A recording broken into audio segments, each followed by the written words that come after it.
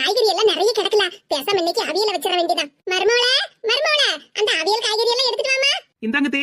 மருமவளே, இன்னைக்கு நல்ல சூப்பரா அவியல் வைக்கணும். என்ன சரிங்க தே. காய்கறி எல்லாம் நீ உன் இஷ்டத்துக்கு குண்டக்க மண்டக்கான்னு வெட்டி விடாத. நல்ல எல்லா காய்கறியும் நீள நீளமா வெட்டணும். என்ன சரிங்க தே. அப்புறம் அவியலுக்கு மசாலா அரைக்கும் போது நல்ல பிரிபிரின்னு அரைக்கணும். சும்மா குழம்பு கரைச்ச மாதிரி நைஸா அரைச்சிட கூடாது. என்ன சரிங்க தே. அவியல்ல நிறைய தண்ணியை ஊத்தி குழம்பு கணக்க வச்சிடாத.